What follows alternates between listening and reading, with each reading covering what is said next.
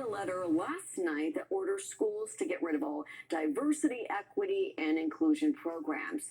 Washington correspondent Jackie DeFusco has much more on the impacts that could hurt the educational system. Says that all public schools have 14 days to remove DEI programming. The letter sent Friday asserts, quote, educational institutions have toxically indoctrinated students with the false premise that the United States is built upon systemic and structural racism and advanced discriminatory policies and practices. It says those who do not comply with the order may face a loss of federal funding and that more legal guidance will follow.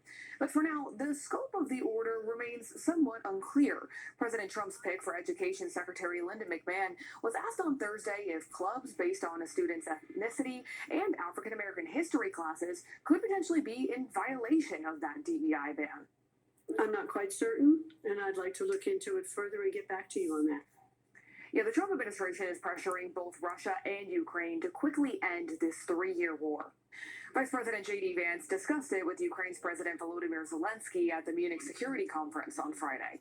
Zelensky says that he wants security guarantees before holding any talks with Russia, and that he'll only meet in person with Russian President Vladimir Putin after a common plan is negotiated with President Donald Trump. This comes just days after President Trump's phone call with Putin marked a significant shift in U.S. foreign policy. And this is the latest development in a ceasefire deal that was on some shaky ground this week. Among the 3 hostages released by Hamas today is Sagi Dekouhian, an American Israeli held for 16 months in captivity following the October 7th attack. Hundreds of Palestinian prisoners are also expected to be released from Israeli prisons on Saturday in exchange.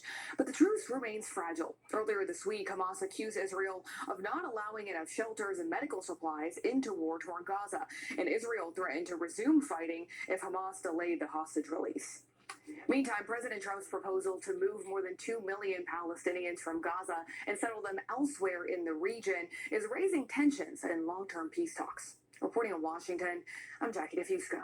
Jackie, thank you. Time right now is 8:06.